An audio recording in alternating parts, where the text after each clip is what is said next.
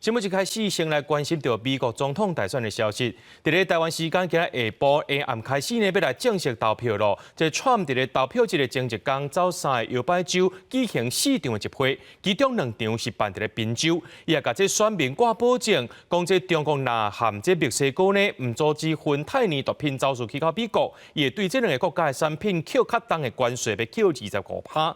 而且伫咧墨西哥的选情之夜，伊也讲，若准甲这票转互伊就让解决任何问题。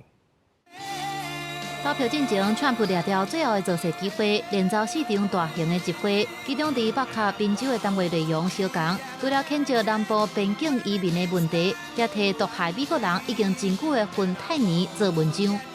So we lose 300,000 people a year to drugs entering from Mexico.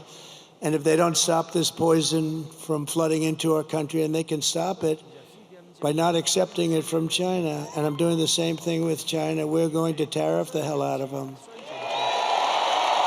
对付毒品的问题，川普又搁再大动作，呛声讲要对墨西哥甲中国的产品扣25%的关税。伊也掠到家己上占优势经济议题，批评讲若准投票予贺锦丽，生活敢若会愈来愈苦，敢若伊会当予美国人的生活一切拢变好。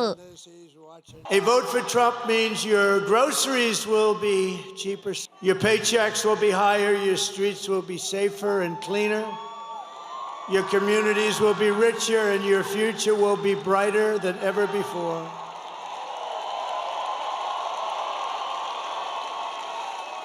This will be the golden age of America. 暗时，川普搁再去另外一个关键州密西根举行选情之谜活动，搁再话讲要带美国倒转来上悬的公营。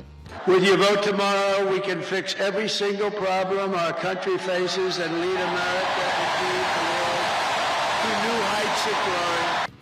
目前，川普甲贺锦丽选情非常紧张，关键州可能会决定什么人赢。2个人伫最后一天拢选到到有19张选举人票的宾州九票。若那川普结束选情最后行程了后，转去福州的徛家，采购会亲身去投票所投票。互外界烦恼的是，若准川普败选，伊可能袂接受这个结果。